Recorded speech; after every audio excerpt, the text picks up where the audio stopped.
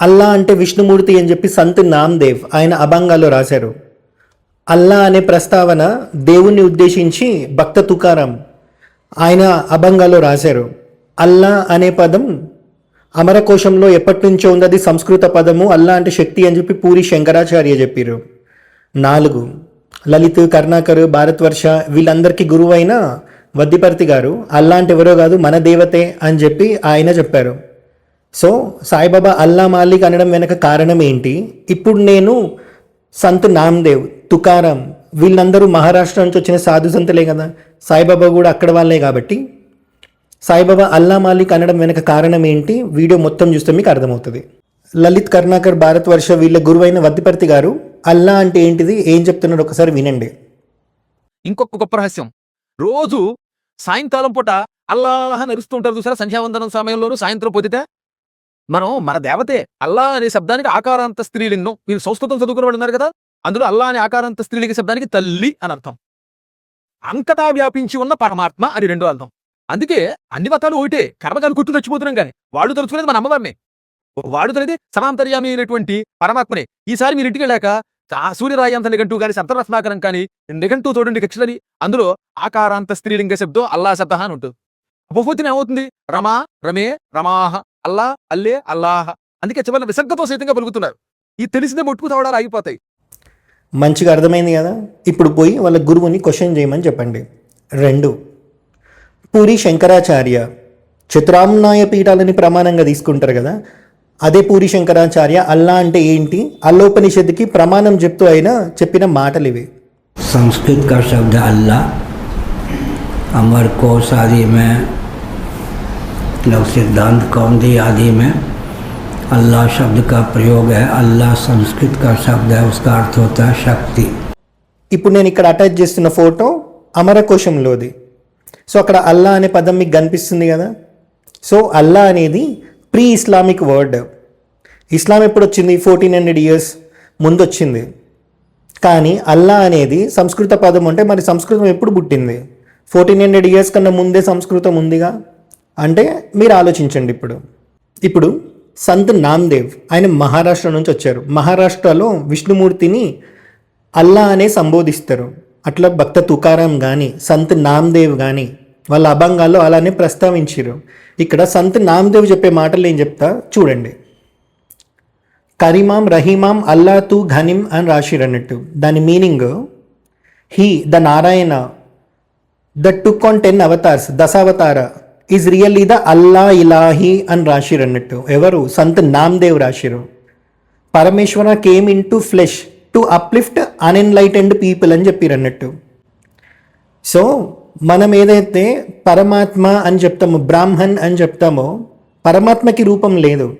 మనలాంటి వాళ్ళని అజ్ఞానంలో నుంచి జ్ఞానంలోకి తీసుకురావడానికి రూపం లేని పరమాత్మ ఒక రూపం తీసుకొని గుణాలతో భూమి మీదకి వచ్చి ధర్మం పాటిస్తే మనం ఏ స్థితిలో ఉంటామో చూపించడానికి వస్తారు. ఒకే పరమాత్మ సంహార ప్రక్రియ చేయడానికి అవతారం స్వీకరిస్తారు. అదే పరమాత్మ సంహార ప్రక్రియ లేకుండా అజ్ఞానంలో నుంచి జ్ఞానంలోకి తీసుకెళ్ళడానికి గురుస్వరూపంగా వస్తారు. సో ఒక్కసారి అద్వైతంలో నువ్వు పీక్ స్టేజ్కి వెళ్ళిపోయినాక నీకు హిందూ, ముస్లిం, క్రిస్టియన్ అనేది ఉండదు. దాని గురించి లాహిరి మహాశయ మహావతార్ బాబా ఉంటారు కదా, మా బాబా సినిమాలో ఇలా చూస్తాం. ఆయనకి స్వయాన శిష్యుడు లాహిరి మహాశయ. ఆయన 26 డైరీస్లో ఒక డైరీ అయిన క్రియాయోగము మరియు అద్వైతవాదంలో సాయిబాబా గురించి ఏం చెప్పారో చెప్తా. ఇప్పుడు భక్త తుకారాం అందరికీ తెలుసు కదా, విష్ణుమూర్తి తన వాహనాన్ని పంపించి సశరీరంగా భక్త తుకారాంని వైకుంఠానికి తీసుకెళ్ళారు. ఇదే కదా ఆయన చరిత్ర మనకు చెప్తుంది పండరిపురం గురించి. మరి అలాంటి తుకారాము తన అభంగాల్లో దేవుని ప్రస్తావన వచ్చినప్పుడు అల్లా అనే సంబోధించిండ్రు. మీకు అర్థం కానిది ఏంటంటే, మహారాష్ట్ర నుంచి వచ్చే సాధు సంతులని సాయి అనే అంటారు. మహారాష్ట్ర నుంచి వచ్చిన సాధు సంతులని ఫకీర్ అనే అంటారు. మహారాష్ట్ర నుంచి వచ్చిన సాధు సంతులందరూ విష్ణుమూర్తి ప్రస్తావన వచ్చినప్పుడల్లా ఆ సందర్భానుసారం అల్లా అనే పదమే వాడతారు. ఇప్పుడు సాయిబాబా విషయం కూడా మీరు తీసుకుంటే, మరి సాయిబాబా నిత్యం అల్లా నామం చెప్పేవాడు కదా, అది మనందరికీ తెలుసు. మరి ఇప్పుడు ఇక్కడ భక్త తుకారాం చెప్పిండు, సంత్ నామ్దేవ్ చెప్పిరు, పూరి శంకరాచార్య చెప్పిరు, లలిత్ వల్ల గురువైన వద్దిపర్తి పద్మాకర్ గారు కూడా చెప్పిరు. ఇప్పుడు మీకు ఒక సాయిబాబా మాత్రమే ఎందుకు కనిపిస్తుండు? ఆ ఆకారం అట్లా కనిపిస్తుందనా? సాయిబాబా వచ్చింది నాథ సంప్రదాయం నుంచి. అందుకే సాయిబాబా చేతిలో నాథ సంప్రదాయంలో ఉండే గుర్తులన్నీ ఉంటాయి. చిమ్ట, జోలే, లోటాపాత్ర, చెవులు కుట్టబడి ఉంటాయి, ధుని, మధుకరి భిక్ష, ఇట్లాంటివన్నీ మీరు చూడొచ్చు. మళ్ళీ నాథ సంప్రదాయంలో 18 శక్తిపాత విద్యలు ఉంటాయి. ఆ 18 శక్తిపాత విద్యలు సాయిబాబా భక్తుల చరిత్రల్లో మీకు కనిపిస్తాయి, సచ్చరిత్రలో కూడా కనిపిస్తాయి. ఆ శక్తిపాత విద్యల గురించి తెలుసుకుంటే అసలు నాథ సంప్రదాయం అంటే ఏందనేది తెలుస్తుంది. సాయి అన్న పదం పర్షియన్ వర్డ్ అని చెప్పి ఈ భారతవర్ష లలిత్ ఒక కొత్త ప్రొపగాండా క్రియేట్ చేసిరు అన్నట్టు. అయితే సాయి అన్న పదం పర్షియన్ అది ఇదని కాదు. మహారాష్ట్ర నుంచి వచ్చిన సాధు సంతులని సాయి అనే అంటారు. మనము తెలంగాణ, ఆంధ్ర ఈ స్టేట్స్లో ఉన్నాం కాబట్టి మనకి మహారాష్ట్ర గురించి తెలియదు. మహారాష్ట్రని సాధు సంతుచా భూమి అని అంటారు అన్నట్టు. అందుకే మహారాష్ట్ర నుంచి మీరు చూస్తే ఎక్కువ మంది సాధు సంతులు అక్కడి నుంచే వస్తారన్నట్టు. సో ఇప్పుడు వీళ్ళ గురువే వద్దిపర్తి పద్మాకర్ గారు సాయి అన్న పదము మరి కబీర్ దాసు 400 years బ్యాకే రాశారు. ఆయన ఏం చెప్తున్నారు వినండి. సాయి అనే శబ్దానికి ఈశ్వరుడు అని అర్థం. ఇప్పటికూడా కబీర్ దాస్ గారి దోహాల్లో సాయి ఇతనా దీజియే జామే కుటుంబ సమాయ్ వైభీ భూకా నారహు సాధు నభూకా జాయి అని ఒక దోహం ఉంది. అక్కడ సాయి అంటే ఈశ్వర అని అర్థం అనమాట. మరి సాయి అంటే ఈశ్వరుడే అయినప్పుడు సాయి పక్కన రామ్ ఉంటే తప్పేంది, సాయి పక్కన కృష్ణ ఉంటే తప్పేంది? మరి ఇప్పుడు మీకు సమాధానం దొరికిందనే అనుకుంటున్నా. తులసీదాస్ గారు కూడా రామచరిత మానసం రాసినప్పుడు రామ అనే పదానికి స్వామి అనే పదానికి ఆల్టర్నేట్గా సాయి అనే వాడిర్రు. మనకి రామాయణం తెలుసు. రామాయణంలో రాముడు ఒక మానవ అవతారం తీసుకొని ఒక మనిషిలాగానే ప్రవర్తించినట్టు ఉంటుంది. కానీ రామచరిత మానసంలో శ్రీరాముడి లీలలు ఉంటాయి. మరి అది ఇప్పటిది కాదు. సతీయమ్మ వారు అగ్నిలోకి వెళ్ళాక పరమశివుడు ఒక్కడే అయిపోయినప్పుడు ఆయన ఏకాంతంగా తిరుగుతూ ఉన్నప్పుడు హిమాలయాల్లో ఒక కాకభూషి ఉండే అని, అది వేరే పక్షులందరికీ రాముడి చరిత్ర చెప్తుంది. ఆ చెప్పిన చరిత్రనే రామచరిత మానసం. సో అందులో తులసీదాస్ గారు రామ, స్వామి అనే పదానికి సాయి అనే పదం ఆల్టర్నేట్గా వాడిర్రు. అంటే మీరు ఆలోచించండి సాయి అనే పదం ఎంత పాతది అని చెప్పి. సాయిబాబా అల్లా మాలిక్ అన్నారు కాబట్టి సాయిబాబా ముస్లిమే అయితే మరి నిత్యం నోటి మీద అల్లా మాలిక్ అన్న పదమే నాట్యం ఆడుతుంటే మరి సాయిబాబా శరీరం వదిలేసేటప్పుడు ఖురాన్ కదా పఠనం చేయించుకోవాలి. పక్కన అబ్దుల్ బాబా ఉంటుండే. మరి అబ్దుల్ బాబాతో కూడా కావాలంటే ఇక్కడ మీరు చూడండి, ఆయన స్వహస్తాలతో అబ్దుల్ బాబా రాసింది. దశావతారాల పేర్లు ఆయన రాసిర్రు. ఇట్లాంటివి మీకు అబ్దుల్ బాబా చరిత్రలో చాలా కనిపిస్తాయి. సాయిబాబా మీద పాపులర్ అవ్వడానికి ప్రొపగాండా క్రియేట్ చేస్తారు, కానీ సాయిబాబా స్థితి అర్థమైన వాళ్ళు ఎవడు ప్రొపగాండా క్రియేట్ చేయరు. సో పక్కన అబ్దుల్ బాబా ఎప్పుడూ ఉన్నప్పుడు మరి ఖురాన్ పఠనం ఎందుకు చేయించుకోలే? రామ విజయం వాజే అనే అతనితో పారాయణం చేయించుకున్నారు సాయిబాబా. మరి చనిపోయే చివరి ఊపిరిలో కూడా ఆయనకి రామ విజయమే ఉంది తప్ప మరి ఖురాన్ లేదు, కల్మా లేదు. ఇవి లలిత్ వాళ్ళు మీకు చెప్పరు. ఎందుకు అని అంటే వాళ్ళు ఏ పని చేసినా సగం సగమే చేస్తారు కాబట్టి, ఏ పని చేసినా సగం సగమే. అయితే ఇప్పుడు మీకు అల్లా అనే పదానికి ఒక మీనింగ్ అయితే దొరికింది కదా. మరి చతురామ్నాయ పీఠాలకి సంబంధించిన ఒక పీఠాధిపతి శృంగేరి 35వ జగద్గురు అభినవ విద్యాతీర్థ స్వామివారు, ఆయన చరిత్ర అయిన ద మల్టీఫెసెటెడ్ జీవన ముక్తాలో ఇద్దరు ముస్లిమ్స్ శృంగేరి పీఠంలో జగద్గురువుని కలవడానికి వస్తారు. అందులో ఒక అతని కొడుకు కారులో ఉంటాడు. అతనికి కడుపు నొప్పి వచ్చి అప్పుడు శృంగేరి జగద్గురు 35వ పీఠాధిపతి ఆయన ఆ ముస్లిం అబ్బాయికి నయం చేయడానికి కడుపు మీద ఇలా రాస్తూ సూరా 94లో 8 verses చదువుతూ ఇలా రాస్తూ బిస్మిల్లాహిర్ రెహమానిర్ రహీం అని చెప్పి అత్యంత ప్రియమైన అత్యంత దయగల అల్లా అని చెప్పి 8 పాయింట్లున్న సూరా చదువుతూ ఆ పిల్లోడికి నయం చేసిర్రు. మరి కూర్చున్న పీఠమేమో శృంగేరి శారదా పీఠం. మరి అక్కడ కూర్చొని ఖురాన్ వర్సెస్ చదువుతూ ఆ ముస్లిం అబ్బాయికి నయం చేశారు అని అంటే ఒక్కసారి ఆయన బుక్ పేరు మీరు చూస్తే ఏంటి, ద మల్టీఫెసెటెడ్ జీవనముక్త అని ఉంది. ఆయన జీవన్ముక్తుడు కాబట్టి ఆయన పని చేయగలిగిర్రు.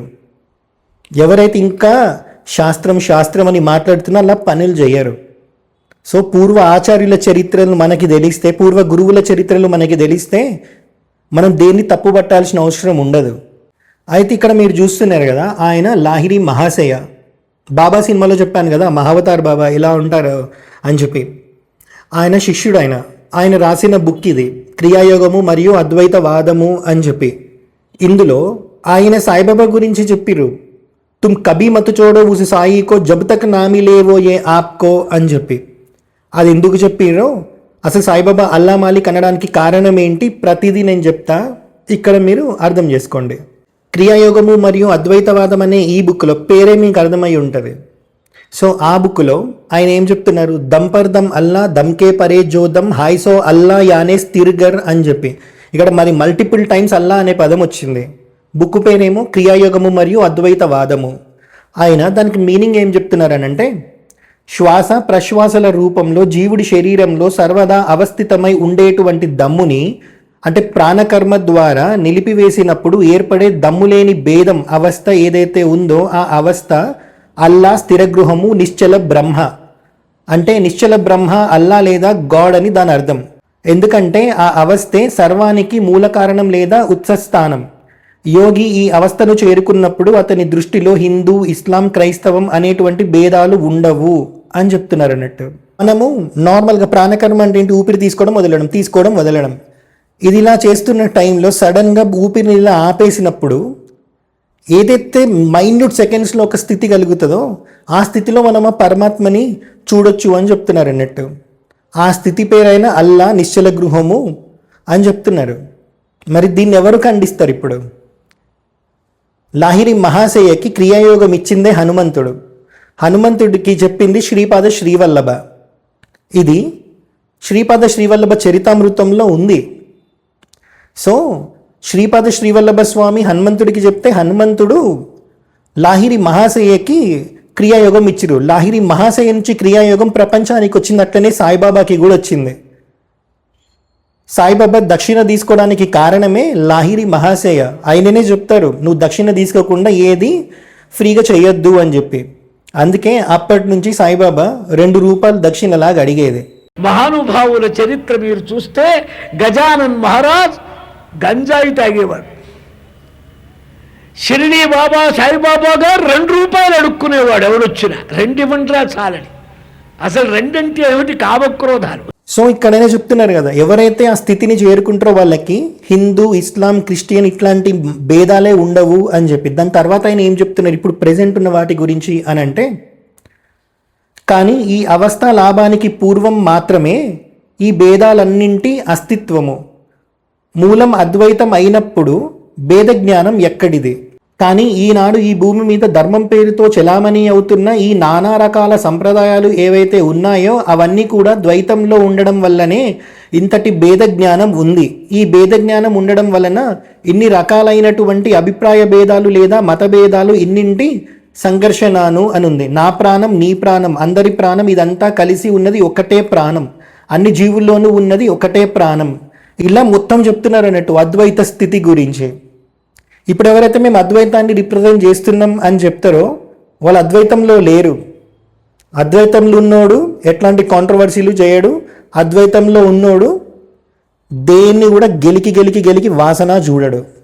ఇందాక చెప్పింది నేను 237 పేజ్లో. దాని తర్వాత 300 పేజ్లో సాయిబాబా గురించి చెప్తూ తుమ్ కభీ మత్ చోడో ఉస్ సాయికో జబ్ తక్ నామి లేవో ఏ ఆప్కో అని చెప్పే ముందు ఆయన తులసీదాస్ గారు ఏం చెప్తున్నారు యోగుల స్థితి గురించి ఇక్కడ ఏం చెప్తున్నారో చెప్తాను చూడండి. యోగి యొక్క ఈ అవస్థే మహాదేవుడు మరియు ఆది గురు పదం అనబడుతుంది. ఈ అవస్థ విషయం వివరిస్తూనే మహాత్ముడైన తులసీదాసు ఇలా అన్నాడు. కాళ్ళు లేకుండానే నడుస్తాడు, చెవులు లేకుండానే వింటాడు, చేతులు లేకుండానే నానావిధమైన పనులు చేస్తాడు, నోరు లేకుండానే సకల రుచులు ఆస్వాదిస్తాడు, పలుకు లేకుండానే యోగి పెద్ద వక్త, తనువు లేకపోయినా స్పర్శ జ్ఞానం ఉంటుంది, కళ్ళు లేకుండా చూస్తాడు, ముక్కు లేకపోయినా అశేషమైన వాసనలు పీలుస్తాడు, అలౌకికంగా ఔపించే ఈ కర్మల మహిమ వర్ణనకు అందేది కాదు, అంటే వివరించగలిగేది కాదు అని చెప్పి. అంటే ఒక్కసారి అద్వైతంలో పీక్ లెవెల్లోకి వెళ్ళిపోయినాక, అంటే తుర్యాతీత స్థితి అని అంటారు అన్నట్టు. ఆ స్థితికి వెళ్ళిపోయినాక యోగి శరీరంతో లేకపోయినా సరే ఆయనకి స్పర్శ జ్ఞానం ఉంటుంది, కళ్ళు లేకపోయినా సరే చూడగలుగుతాడు. సో ఈ స్థితి గురించి చెప్పినాక దాని కిందనే ద వెరీ నెక్స్ట్ లైనే ఆయన ఇట్లా రాసిరు, తుమ్ కభీ మత్ చోడో ఉస్ సాయికో జబ్ తక్ నామి లేవో ఏ ఆప్కో అని చెప్పి. ఇక్కడ ఏమంటున్నాడు ఆయన, దాని తెలుగు మీనింగ్ ఏంటి అని అంటే, నీవు ఎన్నడూ కూడా విడవకు ఆ సాయిని, ఎంతవరకు విలీనం చేసుకోవో నిన్ను నువ్వు ఆయనలో అని చెప్పి. అంటే ఇక్కడ సాయిబాబా స్థితి ఏంటో మీరు చూడండి. ఇందాక చెప్పాను కదా, యోగి కళ్ళు లేకపోయినా చూస్తాడు, ముక్కు లేకపోయినా వాసన పీలుస్తాడు, శరీరం లేకపోయినా స్పర్శ జ్ఞానం ఉంటుంది, పాదాలు లేకపోయినా నడుస్తాడు అని చెప్పి. ఇక్కడ క్రియాయోగము మరియు అద్వైతవాదం అనే బుక్లో మరి సాయిబాబా ముస్లిమే అయితే లాహిరి మహాశయ ఎందుకు మాట్లాడతారు సాయిబాబా గురించి, సాయిబాబా స్థితి గురించి? సో ఇప్పుడు మీకు అర్థమైంది కదా సాయిబాబా ఏ స్థితిలో ఉన్నారో అద్వైతంలో అని, తుర్యాతీత స్థితి అని చెప్పిన. ఇప్పుడు ఇక్కడ లాహిరి మహాశయ తులసీదాస్ గారు ఏవైతే వ్యాఖ్యలు చెప్పారో యోగి గురించి, అవి సాయిబాబాకి లింక్ చేస్తూ లాహిరి మహాశయ చెప్పారు కదా, ఇప్పుడు దీన్ని లింక్ చేస్తూ నీమ్కరలి బాబా ఏం చెప్పారు సాయిబాబా స్థితి గురించి నేను చెప్తాను చూడండి. నీమ్కరలి బాబా ఒకసారి మద్రాస్ వచ్చినప్పుడు ఒక మందిరంలో సాయిబాబా ఫోటోని చూస్తూ ఒక తల్లి తన కొడుకుని తన దగ్గర కూర్చోబెట్టుకొని సాయిబాబా ఫోటో చూస్తూ ఏడుస్తూ ఉంటుంది. అప్పుడు నీమ్కరలి బాబా చెప్తారు, ఆమె సాయిబాబా ఫోటో చూస్తూ ఎందుకు ఏడుస్తుందో తెలుసా, తన కొడుకు ఏదైతే ప్రాబ్లం ఉందో అది సాయిబాబా తీర్చగలుగుతాడు అని చెప్పి ఆమెకి సాయిబాబా మీద అంత విశ్వాసం ఉంది కాబట్టి ఆమె అలా సాయిబాబా ఫోటో చూస్తూ ఏడుస్తుంది. ఆయనకి శరీరం అవసరం లేదు ఈమె ప్రాబ్లం సాల్వ్ చేయడానికి, గొప్ప గొప్ప యోగులకి శరీరమే అవసరం లేదని చెప్తారు అన్నట్టు. మరి నీమ్కరలి బాబానే సాయిబాబా గురించి అంత ఇదిగా చెప్పినప్పుడు ఒక్క అల్లా మాలిక్ అనేది హైలైట్ చేసి వేరే గురువుల చరిత్ర మీరు తీసుకోకుండా వాళ్ళ అభంగాల్లో అల్లా గురించి విష్ణుమూర్తియే అని చెప్పి రాసినవి మీకు తెలియదు, జనాలకు అవి తెలియకుండా చేయడానికి మీ ప్రొపగాండా అంతా జనాల మీద రుద్దుతున్నారు చూడు, నాశనం అవుతారా కొడకల్లారా. సో ఇక్కడ నీమ్కరలి బాబా చరిత్రలో సాయిబాబా ఫోటో చూస్తూ ఆమె సాయిబాబా మీద ఎంత విశ్వాసం పెట్టుకుంది, సాయిబాబా ప్రాబ్లం తీరుస్తాడని చెప్పి చెప్పాను కదా. ఇప్పుడు ఇదే ఎగ్జాంపుల్ రమణ మహర్షి చరిత్రలో కూడా ఉంటుంది. రమణ మహర్షి తన అన్నకి లేఖలు రాసేవాడు, సూరి నాగమ్మ గారు. అందులో 55th లెటర్లో ఇలా ఉంటుంది, ఒక అతను వచ్చి అడుగుతాడు రమణ మహర్షిని, చాలామంది సాయిబాబా ఫోటోలు పెట్టుకొని ఆయనని ఆరాధిస్తుంటారు, మరి శరీరంతో లేని ఆయన జనాలని ఎలా ఉద్ధరిస్తారు అని చెప్పి రమణ మహర్షిని అడిగినప్పుడు రమణ మహర్షి చెప్తారు, ఆ ఫోటో చూస్తే చాలు చిత్తం కలుగుతుంది అని చెప్పి. మరి సాయిబాబా ఫోటో చూస్తే చాలు చిత్తం కలుగుతుంది అని రమణ మహర్షి చెప్పినప్పుడు మీరెవరు మళ్ళీ ముస్లిం యాంగిల్లో పోర్ట్రే చేయడానికి ఇంత పెద్ద చరిత్ర చెప్పిన? ఇప్పుడు ఇక్కడ ఏం చెప్పారు, ఆయన ఫోటో చూస్తే చాలు చిత్తం కలుగుతుంది అని చెప్పారు కదా. మరి ఇదే రమణ మహర్షి తన శిష్యుడిని బివి నరసింహస్వామిని షిరిడీకి పంపించి సాయిబాబా గురించి నువ్వు మొత్తం తెలుసుకొని భారతదేశం మొత్తం సాయిబాబా గురించి స్ప్రెడ్ చేయమని చెప్తారు. మరి ఆ బివి నరసింహస్వామి రమణ మహర్షి కన్నా ముందు శృంగేరి జగద్గురు 34th పీఠాధిపతిని కలుస్తారు. ఆ పీఠాధిపతియే బివి నరసింహస్వామిని రమణ మహర్షి దగ్గరికి పంపిస్తారు. రమణ మహర్షి దగ్గర ఒక 3 years ఉన్నాక ఆయన అక్కడి నుంచి హూబ్లీలో సిద్ధారూఢ స్వామి దగ్గరికి పోతారు.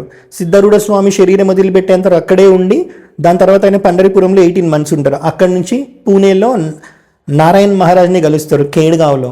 అక్కడ ఆయన చెప్తారు, నువ్వు ఎవరివి అని అడిగినప్పుడు నేను వజ్రాల వ్యాపారిని అని చెప్తాడు బివి నరసింహస్వామి. ఇక్కడ వజ్రం అంటే డైమండ్లు సప్లై చేసేవాడు అని అనుకోకండి, ఆయన ఒక డైమండ్ లాంటి ఒక సద్గురు కోసం ఎదురు చూస్తుండు. అప్పుడు నారాయణ మహారాజ్ చెప్తారు, నీకు డైమండ్స్లోనే ద బెస్ట్ డైమండ్గా అనిపిస్తుంది, అతనే నీకు సద్గురు అని చెప్పి. దాని తర్వాత ఆయన మెహర్ బాబా దగ్గరికి వస్తాడు. మెహర్ బాబా సాయిబాబా శిష్యుడు. మెహర్ బాబా ఉపాసిని బాబా దగ్గర పంపిస్తాడు. ఉపాసిని బాబా సాయిబాబా శిష్యుడు. ఇంతమందిని కలిసినా కూడా ఆయనకు కావాల్సిన సద్గురు దొరకలేదు. మరి ఉపాసిని బాబా చెప్తారు, నువ్వు షిరిడీకి పో అని చెప్పి. అప్పటికే సాయిబాబా శరీరం వదిలిపెట్టి 18 సంవత్సరాలు అవుతుంది. ఒక్కసారి సాయిబాబా సమాధి దగ్గర నించొని సమాధిని చూస్తే జాలనికి చిత్తం కలిగి కళ్ళలోకి వెళ్ళి నీళ్ళు వస్తాయి. సో సాయిబాబా స్థితి ఏంటో మీరు ఆలోచించండి. అడుక్కు తినే బిచ్చగాళ్ళు వాళ్ళేది చెప్తే మీరు అది ప్రమాణంగా తీసుకొని మీ మైండ్ ఎందుకు ఖరాబ్ చేసుకుంటారు?